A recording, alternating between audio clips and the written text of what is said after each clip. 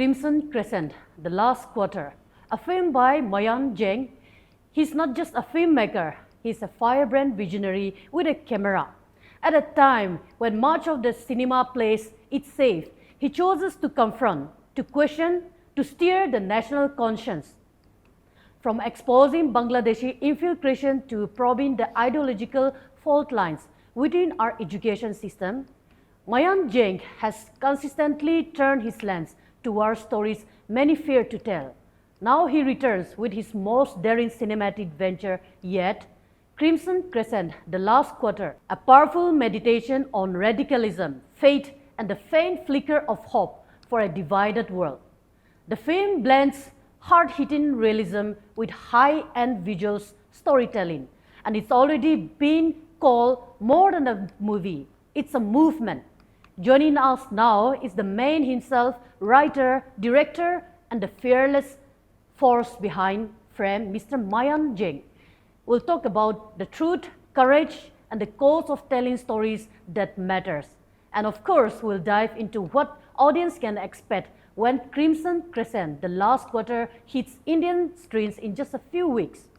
Stay with us. This is a conversation you won't want to miss it. First of all, welcome to Sudarshan World. So Mayankji, 25 years after your breathtaking documentary, The Bangla Crescent, you are back with a feature-length sequel. What makes you feel the time is now for Crimson Crescent, The Last Quarter? Yes, when a film, which we made in 2005, Bangla Crescent, ISI, Madrasas and Infiltration, it does need a revision after 20 years.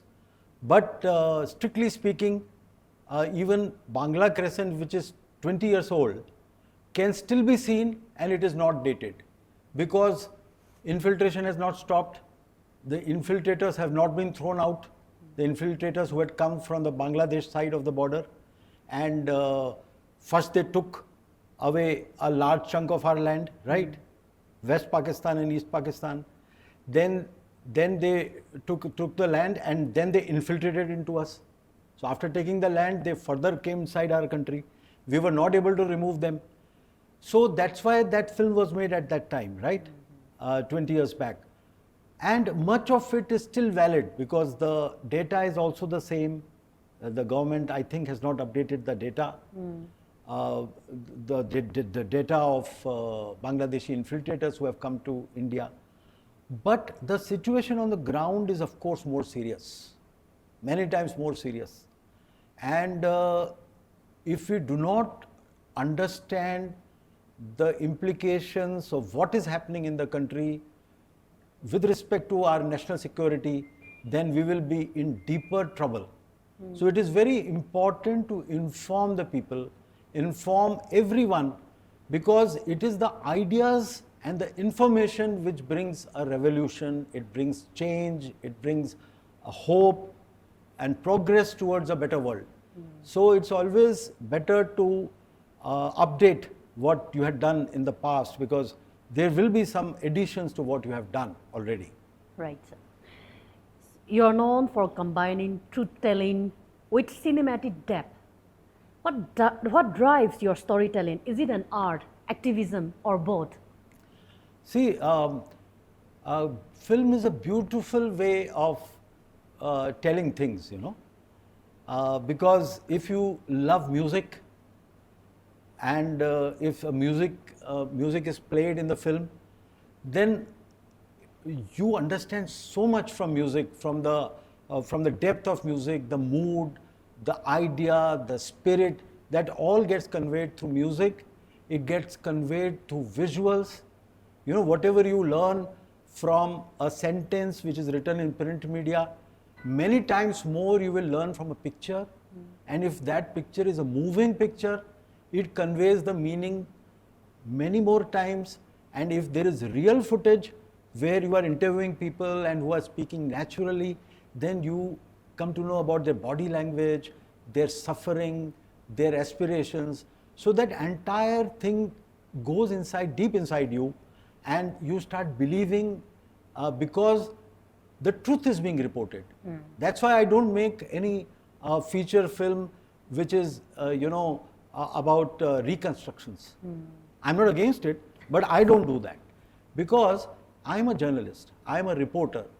I like to take my, mic and interview people and bring the truth home.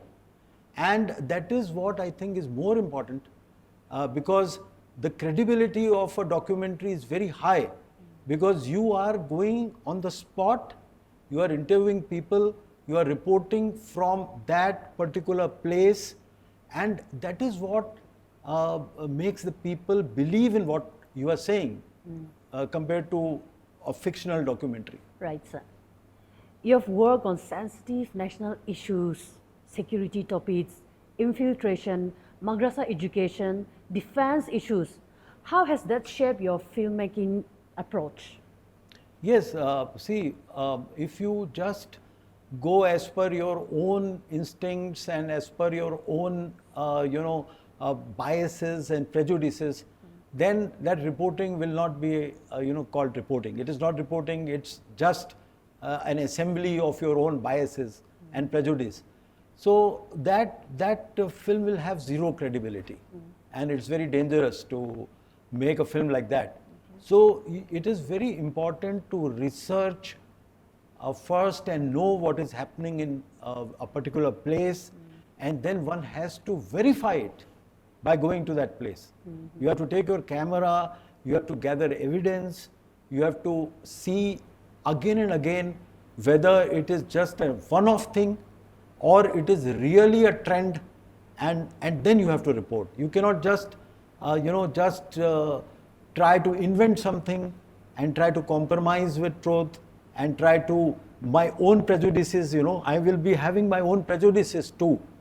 But if I don't have a proper backing of reporting and if I don't gather evidence properly on the ground, then that documentary will be exposed very soon for being fake. Right. The film draws parallel between Nazism, communism, and jihadism. That's a bold comparison, sir. How did you arrive at this ideological link? See, this is not my idea. This has been the idea of Voice of India, of Sitaram Goyal and Ram Swarup. Their entire publication was based on understanding the genesis of ideas. And they found that all these ideologies which have self-righteousness inside them. For example, I am a Jain. So I don't impose my idea on the other person. I will not say that unless you follow this particular thing, you will not get moksha. You have to convert to Jainism or Buddhism or Hinduism, only then you will get moksha. It is not there in our way of thinking. In our way of thinking, we accept all other people who worship their own gods and they are able to reach to a higher level of mind unless they consider us as infidels and start an attack on us. So it is very important to have a deep understanding of these ideologies. So Nazism was about total intolerance of the Jews and their extermination at a very high level. Millions of Jews were massacred by Hitler, and in the most gruesome manner. Then we had Stalinism, and the entire Soviet Union, the China model. Millions of people were murdered in the Maoist revolution and in the Soviet period, which was exposed by many people who worked very hard at great risk to their lives, and it was exposed, and finally the truth came out. And likewise, radical Islam is becoming a big problem because they are very self-righteous about their own ideology. They believe that they know the only true God. The God had a particular person who is called the Prophet, and only through this system you can reach to the ultimate truth. That is what they think. All others who don't believe in that particular God or that particular prophet, all those people are going to burn in hell and that too in very high temperatures. They will be sent to the lowest area in the hell where the temperatures would be very high. So this kind of intolerance for other people's gods, to reject them, and unfortunately in this country, Hinduism, which believes that everyone can go and achieve moksha, everyone can go and achieve the higher states of mind by worshipping their gods or even not worshipping their gods. They have to just follow the 10 lakshan of dharma. Satya, ahimsa, dhairya, chori nahi karna, don't steal, right? So like this, there are 10 attributes. If you follow those, if your behavior pattern is good, then you are a good person. It is not necessary for you to believe in a particular god or a particular religion. So this is a very scientific, very rational approach. So finally, those ideas which were virulent, they perished. There is no Nazism today. There is that virulent form of communism has now given way to wokeism, and that is also very dangerous. But that virulent kind of Stalinism is gone. But the Sanatan Dharma, the Jain Dharma, the Buddhism, that is going to be eternal. Because it is accepting the world as it is. And it is allowing, it does not give any permission to anybody to do anything. It accepts you unless you start attacking me. If the Kauravas were attacking the Pandavas, then Sri Krishna asked the Pandavas to take the weapon and fight.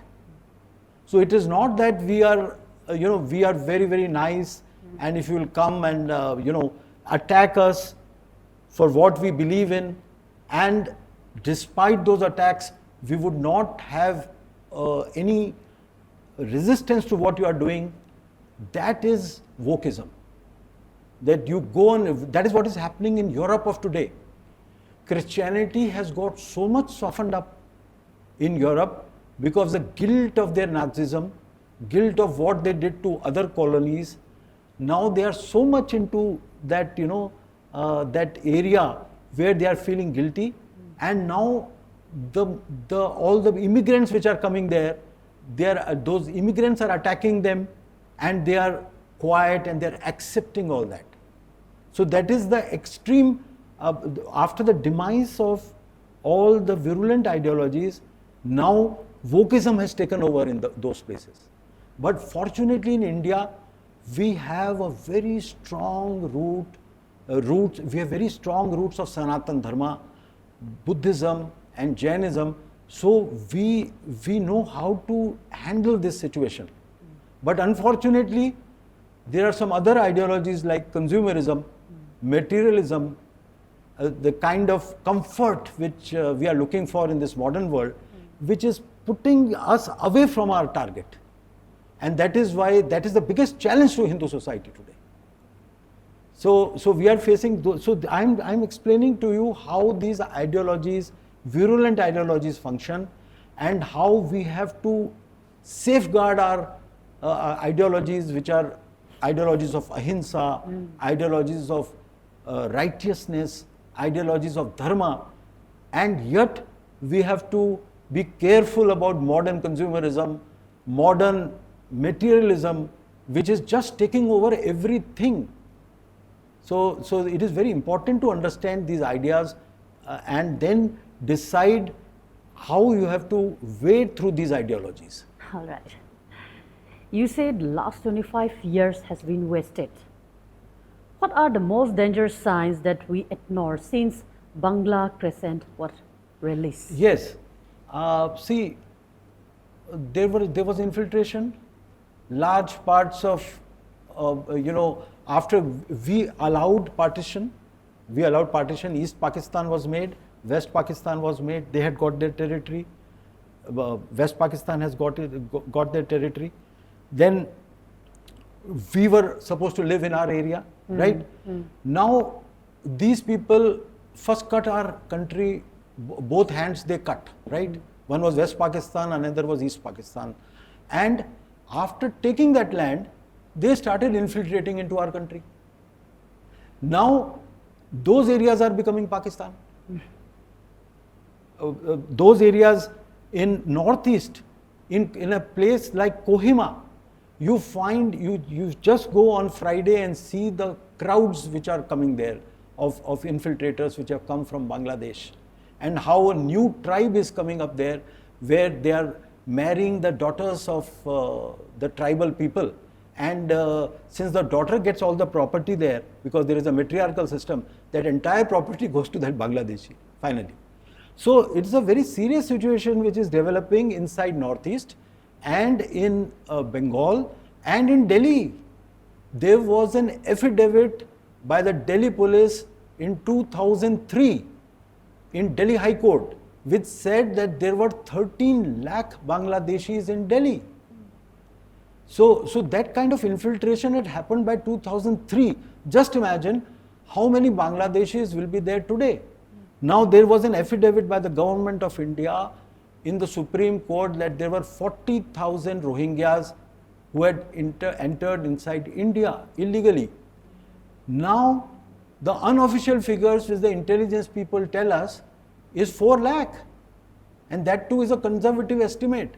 And my friends in Tamil Nadu, they have reported inside the film, in our film, that how in the interior areas of Tamil Nadu, Rohingyas are there.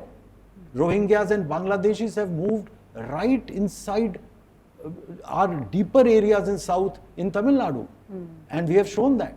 So the situation is suicidal. That you know that there is an enemy, that enemy enters into the country, and if you try to remove that, then you are communal. You are trying to remove a Bangladeshi Muslim, so you are communal, therefore you cannot remove him. So once you decide that you are not going to remove him, then that population is going to stay, then his children will be born, then their children's children will be born, and they will have valid Aadhaar cards, and then we will be crying, we'll be crying, we'll say that, see, now the country is going out of our hands. And all that time we were busy going for picnics, and we were going for consumer goods. So we have to be very, very disciplined. We have to forget about our luxury. We have to forget about our, our show off and all that nonsense. We have to be totally focused on saving this country. I don't see that kind of commitment. So there is very less chance that this country would be saved if the present trend continues. It will be impossible to save this country. Nobody can save somebody who does not want to save himself. From South Asia to Europe and Middle East, this is a global story now. How did you balance such a vast canvas in a 105 minutes movie, sir? Yeah, see, it is not, this problem is not confined to India alone. In fact, India has a very long experience of handling this problem, from centuries.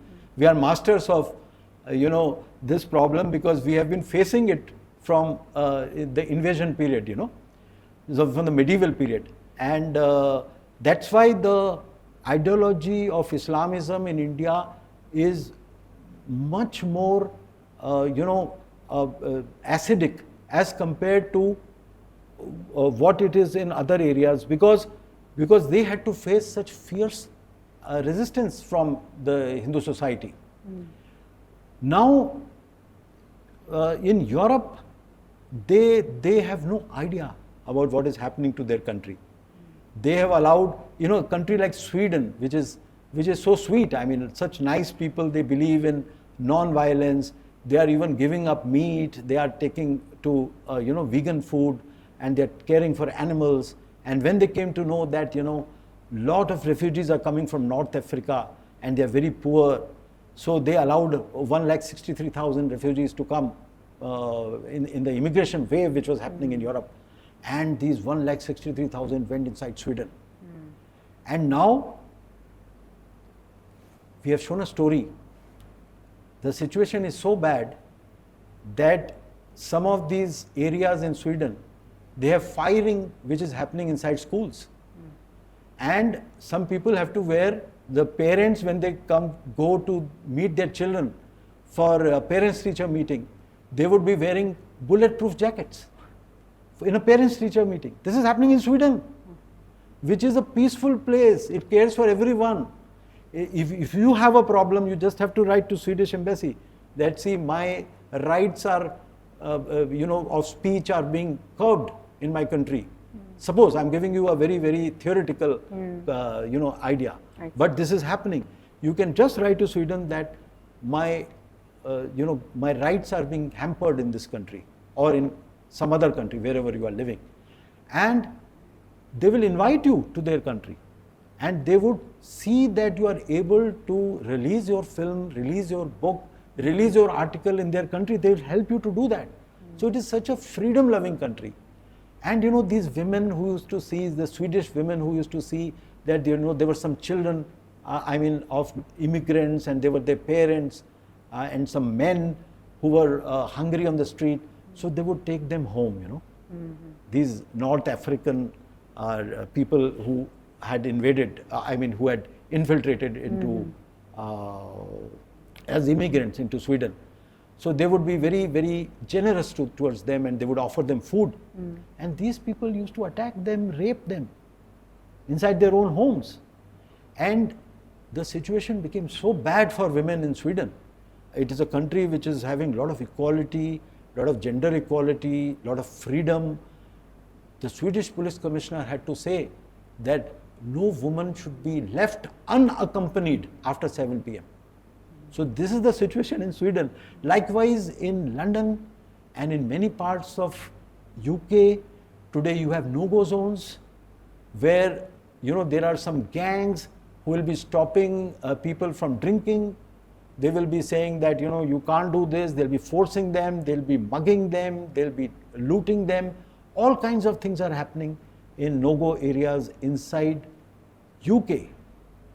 And there are 42,000 terror suspects in that community. So this is the kind of thing that is happening in UK. So, and France, you see what is happening today and what is happening in France. What was happening from the last 2 days, what is happening in France. So all these immigrants are rioting there for no reason. They are looting everything, and women have become so unsafe in Europe that it has to be seen to be believed. And it is all because of the wokeism culture which has invaded Europe. They have lost their spine to fight. They have a very huge tradition of chivalry, of fighting, of military traditions. All that has been, they have become Glaxo babies, all of them. So they have become so timid. So they have to be reminded of their glory of the past, Only then there are people like Tommy Robinson who are rising up in England. And there the situation was so bad in England that if there was grooming going on against innocent girls, then if somebody reports about them, about those rapes and about that sex abuse of children, that person who was reporting those crimes to police used to get arrested. Then Elon Musk exposed that. And now some changes are happening, but I don't have much hope from the present communist Prime Minister of UK. Right, sir.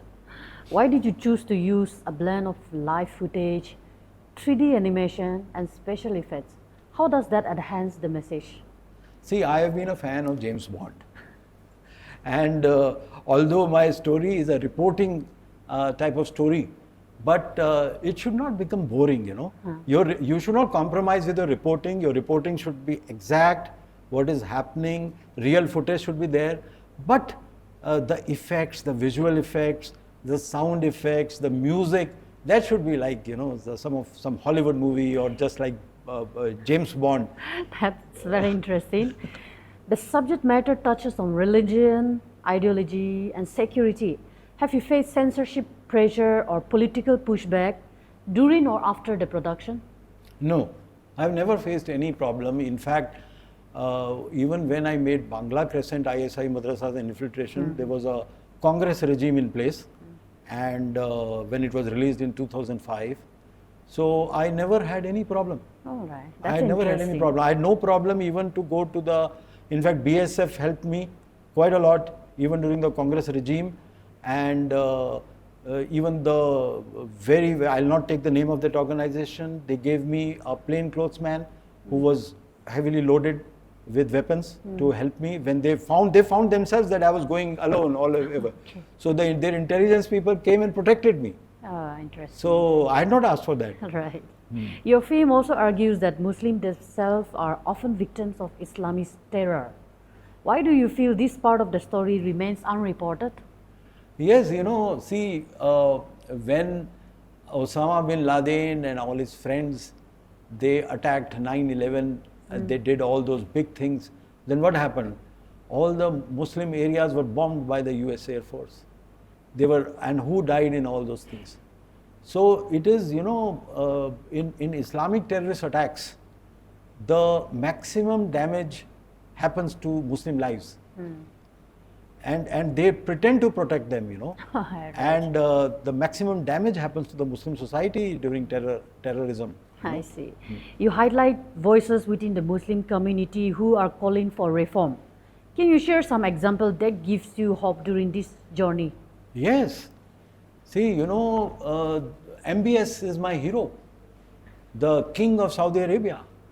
I really think that he is a great rational thinker. Okay. And he is a great patriot. He loves his country.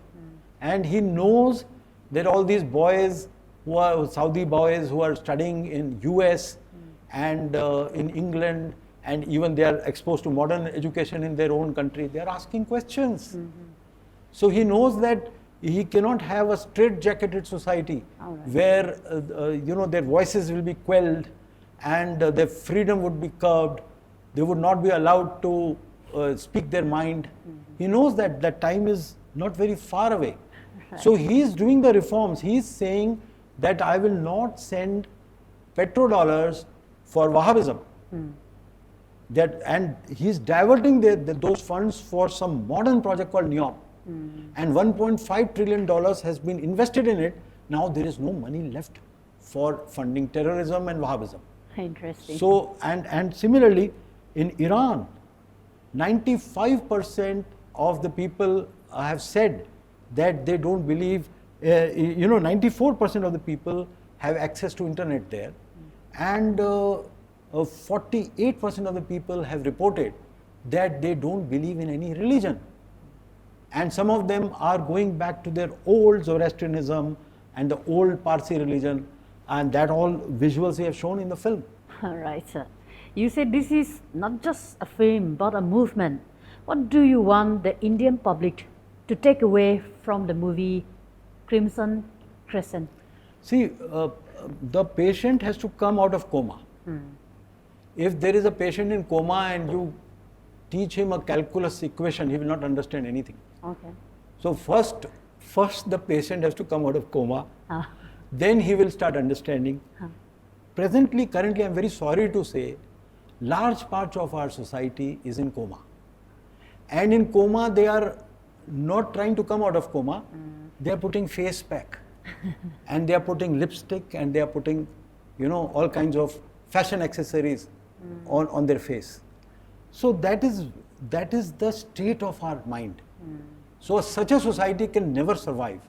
Right. So unless we come out of our comatose state and decide to stand up and fight, there is no shortcut. There is no shortcut for bravery has no shortcut. You have to be brave. Okay. What was the most emotionally difficult part of making this film? Any moment that shocked you personally? See, nothing was shocking because everything which was happening was only a very milder form of what was actually there. Right. The situation is much more worse than what we can ever collect as a human being.